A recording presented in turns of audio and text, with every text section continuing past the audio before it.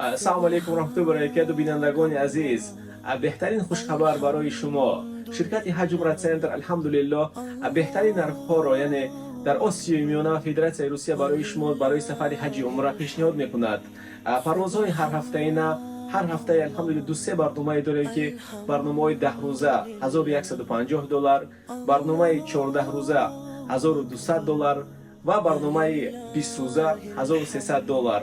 الحمدلله همه شرایطا در این نرخ‌ها می‌دارند غیر از خوراک، یعنی خوراک رو ما میتونیم با پول ایلاوگی برای شما تامین بنماییم.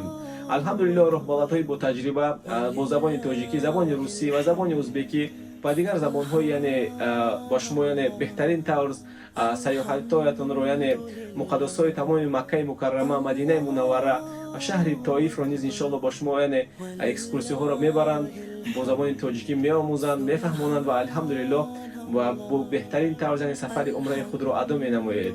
ان شاء الله برنامه‌های هر روزه داریم، ان شاء الله هر هفته اینا داریم.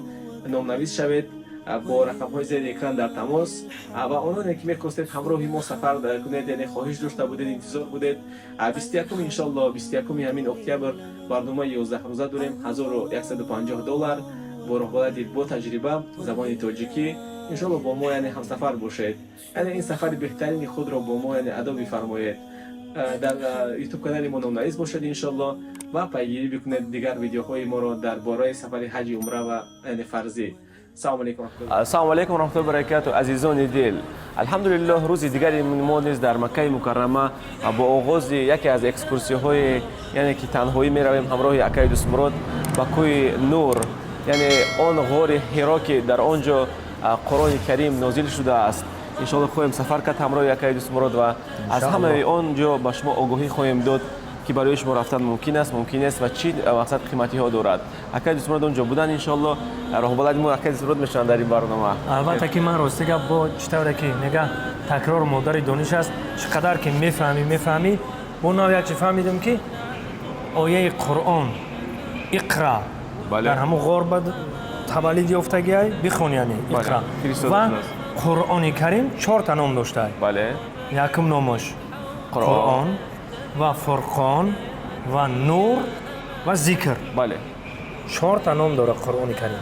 این چیزی که ما فهمیدیم اینا با پیشکش ما گردوندیم. ان شاء الله که یک جای میریم با همراه اسلام الدین جان تماشا میکنیم و بنوار میگیریم تا که بینندگان ما هم بینند و از این جاهای مقدس، این زمین مقدس دیدن نمایند. چی گفتی؟ بهره بردن و بدونن که در این کوه چی نازل شده است، چه خیلی ان شاء الله همه رو با شما نشون میدیم. با ما باشید. این الحمدلله سفر کرده استودیم در ماشین شدیم و رفته استودیم به سوی کوه نور که در اونجا غار حرا است و با هم میخوایم توصیه بدیم که پیش از اونجا رفتن این رویمال‌های عربی بهوده نیست، اینا برای همین نورای آفتاب گردوندن است. این ما خودمون با عرب مانع نکرده استودیم و عینک ها رو باید با خود بگیریم که اونجا خیلی گرم است که از نورهای آفتاب ضرر نبینیم. این توصیه رو فراموش نکنید، خیلی سفرتون رو و آسان می‌گرداند. مثلا همه بهوایش که آب با خود بگیرید، ذخیره آب رو یک سمکه ما آب با خود گرفتیم. ذخیره آب خیلی لازم است در اونجا برای که خیلی راه طولانی است. اگر دوست مراد نیز رفتن بدونن این وای را. اگر دوست مراد او دفعه پیشینه 5 لیتر آب زمزم همراه خود بردن. خیلی 5 لیتر آب داشتم البته که خیلی آب منبع حیات است. بله. زنده باشه، یک جای میریم دیدن میکنیم. خب.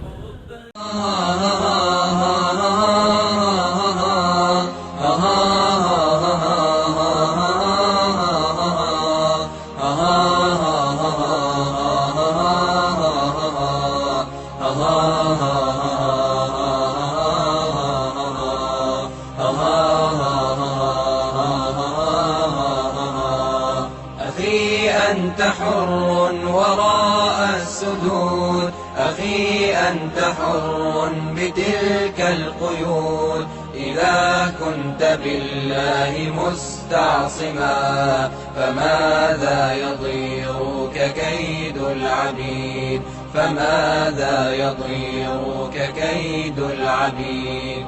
أخي ستبيد جيوش الظلام ويشرق في الكون فجر جديد فأطلق لروحك إشراقها ترى الفجر يرمقنا من بعيد.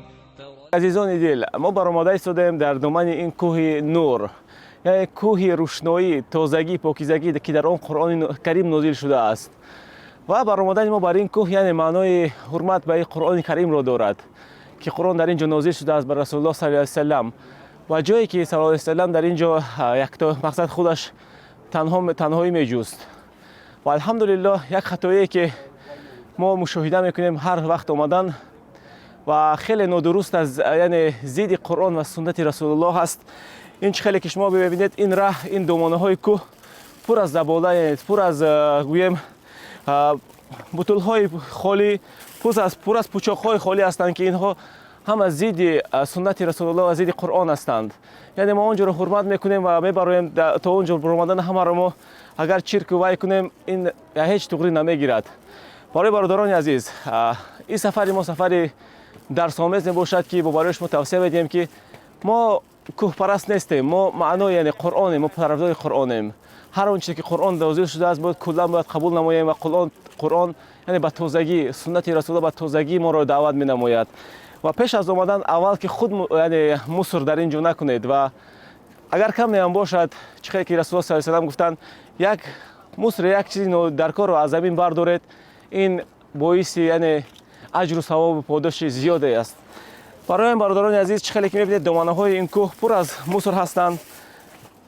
کمی با دیگران نمونه عبرت باشید، یکم خودتون نپرتایید و کمی هم باشد اگر اینها را جمع کنید یک کنار بگذارید، شاید دیگران هم نیز کمتر فکر بکنند و این دامنه کوهی که در اینجا قرآن کریم نازل شده است یعنی پاکیزگی تازگی را با تازگی دعوت می نماید، شاید کم شود، یک نمونه عبرت باشیم. میبریم انشالله باز بالاتر. عزیزان دل، چه که میبینید در اینجا بسیار آدم‌ها ذکر میکنند و نشید سرایی میکنند، یعنی مهر محبت خود را بر رسول الله و قرآن یعنی اظهار مینمایند. لیکن همه این زباله ها، همه این مصرها این ضد یعنی عشق آنهاست. از این اشولخوانی، از این نشودخوانی کردن و از این با سخن فقط گفتن، یک پاکتی رو با خود بگیرید از همراه، مثلا از گستینسه‌تون یک تا یا 10 تا میگیرید. این مصرهایی که اینجا هستند میبینید خیلی زیاد، کم اینجا بگذارید، کمتر به تازگی یعنی به تازگی این سرزمین معظمه مکرمه یعنی سهم خود را بگذارید. این چنین ثواب نیز در اینجا میگیرید.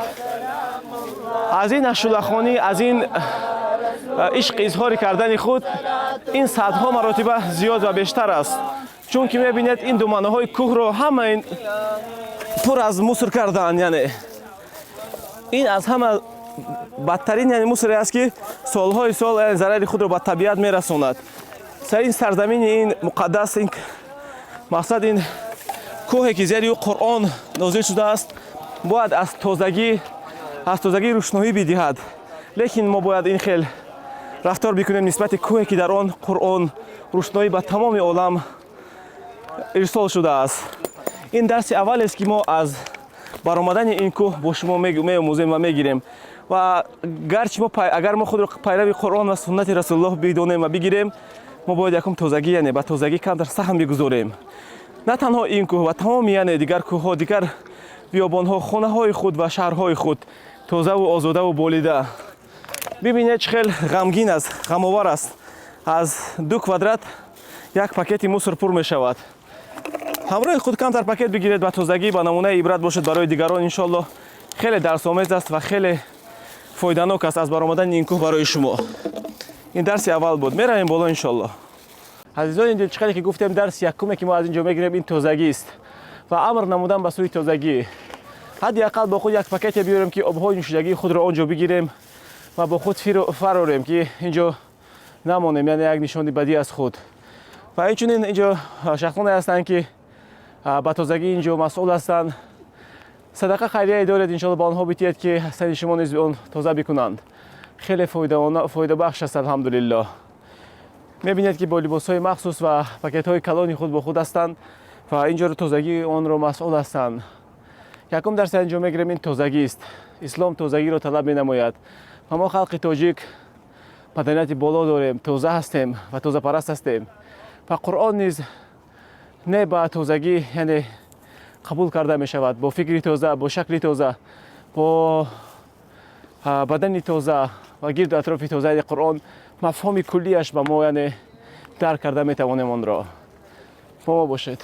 درس دومی که ما از اینجا میگیریم تنها نبرایید، گرچه یاش هم باشید همراه امره بگیرید، برای که حتی در آمدن سر خودم کم در چرخ زد، برای که بالای کوه است و یعنی جسمانی یک فشار است و با آرای آدم های کلانسال تماما نبرید، سلامتی خود را احتیاط نمایید، تماما نبرید، برای که خیلی در بالاست و الحمدلله که اینجا مبادا یگان حالت تعجیلی شود، یاری تعجیلی فریاد کردن اینجا خیلی مشکل است و حالت های یعنی فوق العاده اینجا شدن که ما برای شما یعنی توصیه نمیدیم.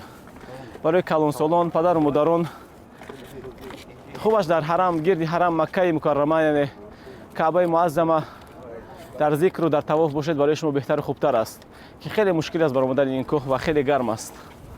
عزیزان دل، الحمدلله ما بالا شدیم توی کوه یعنی نور و اینجا یک جایی هست که آدمان اینجا بسیار نماز میخوانند. اصلا در اینجا ضرورت و شرطیت نیست برای نماز خواندن، حالا که آدمایی که برآمدن و وقتی نماز اینجا فرا شد میتونن نماز خود را اینجا بخوانند، لیکن در حرم شریف که پس ما هست در گرد کعبه معظمه 100,000 مرتبه یعنی نماز خواندن افضلتر است و پایانتر کمتر یک 15 متر پایانی می شود که غار حرا نیز اونجا وجود دارد و ما فرامده اونجا انشالله ما اونجا نمیداریم، لیکن از بالای ایستاده و شما میفهمونیم که اینجا آمدن در کار نه آمدن چی نزدیکی ها دارد، چی مشکلی ها دارد که شما برای خود خلاصه برارید آمدن ضرور است یا نه.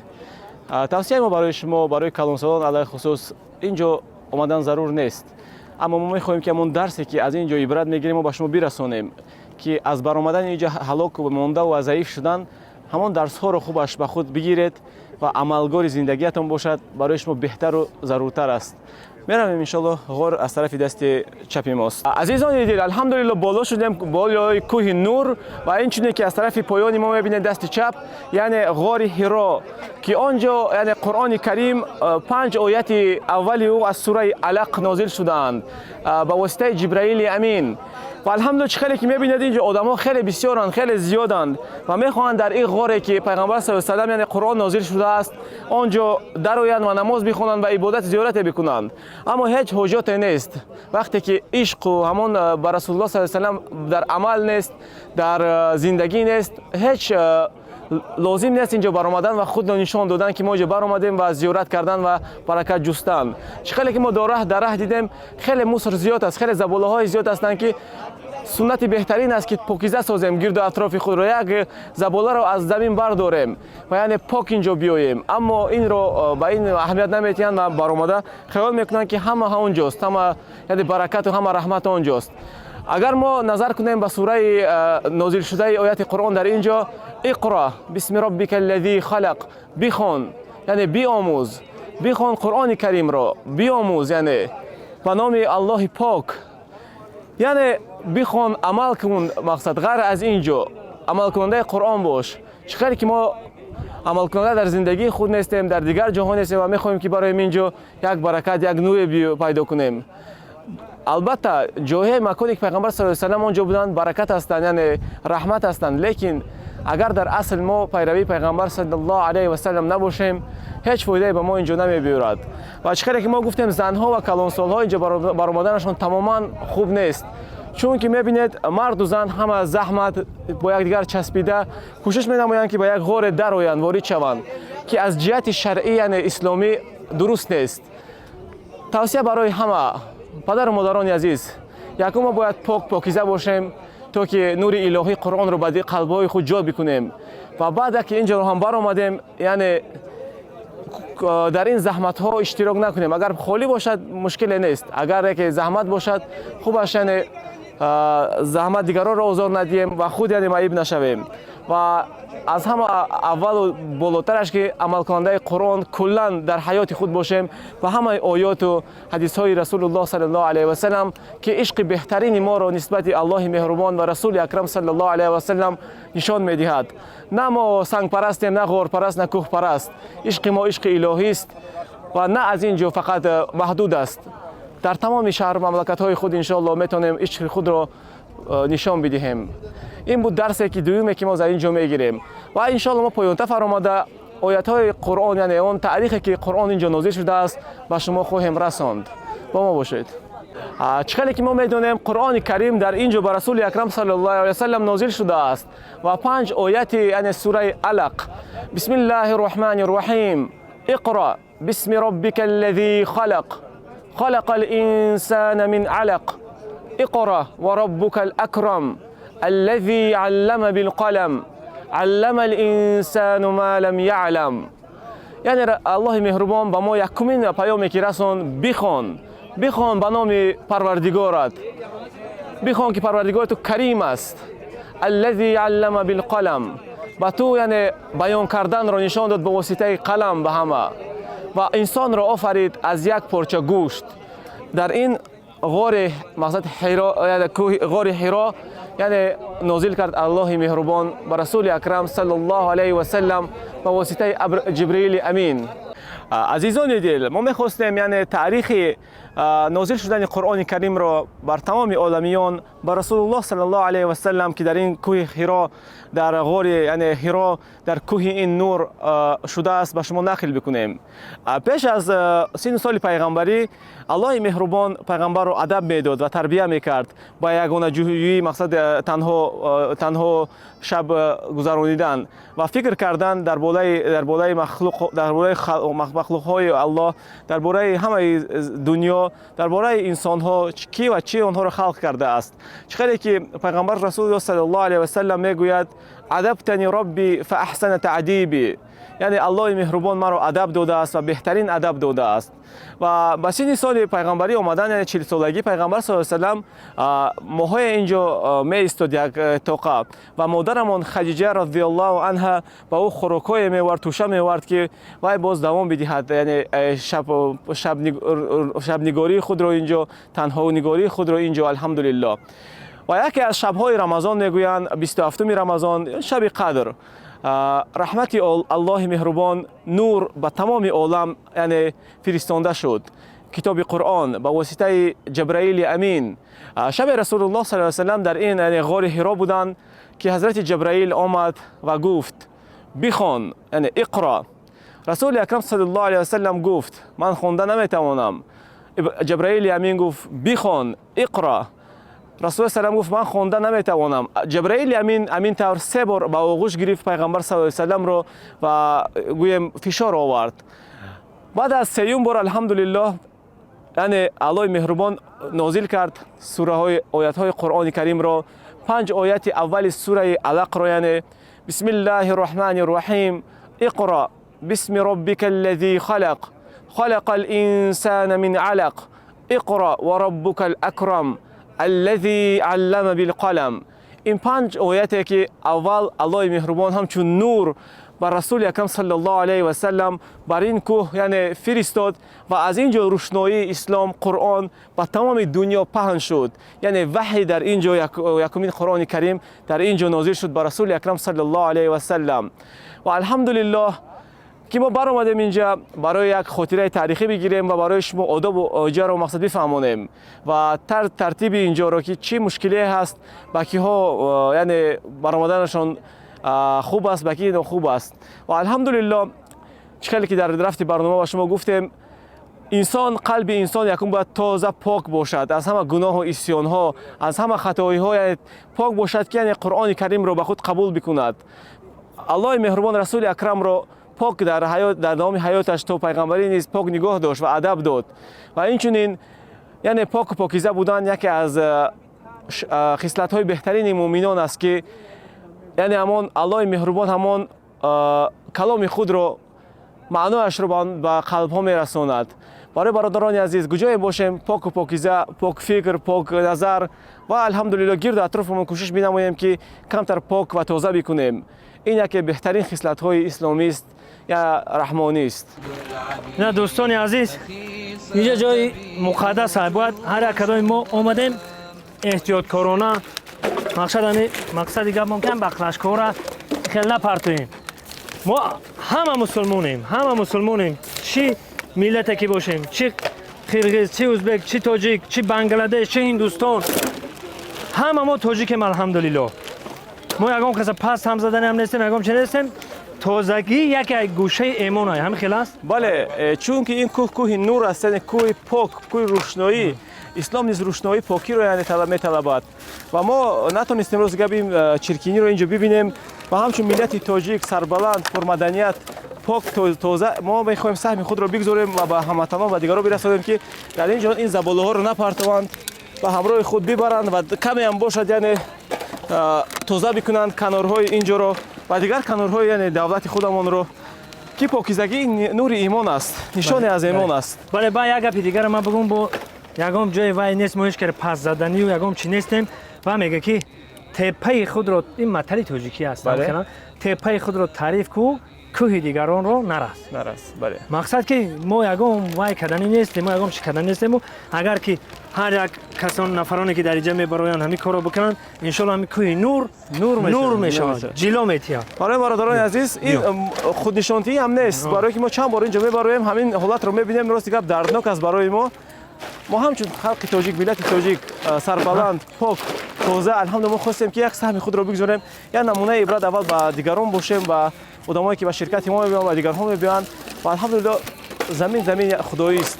یک پاکیزگی رو در اینجا مقصد و تنظیم بداریم. البته که اینجا همه مسلمان‌ها میآیند. بله. این مراجعت ما برای همه مسلمان‌ها که تازگی همه وقت تازگی نور از ایمان است. بله. أخي إنني ما سئمت الكفاح ولا أنا ألقيت عني السلاح فإن أنا مت فإني شهيد وأنت ستمضي بنصر مجيد وإني على ثقة من طريقي إلى الله رب السنا والشروق فإن عافني السوق أو عاقني فإني أمين لعهد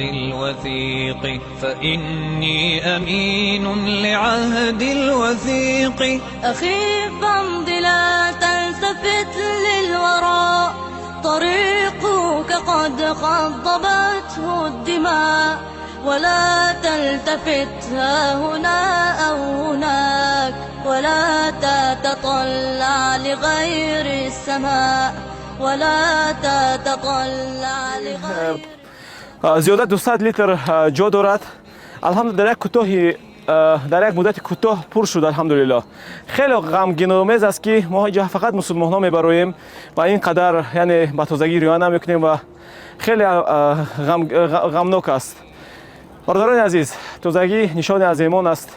یکم خودمان یعنی باعث چرکینی نشویم و یک شود از دیگران از پشت دیگران یک قدر توزیع کنیم یک ثواب و اجر مرتبه کلان رو دارد. ما ان شاء الله این قبور رو اینجا میمونیم که کارگران اینجا بعد وای رو گرفته میفروشند و با همه شما توصیه می‌کنیم به تازگی رعایت نمایید که نور ایمان است.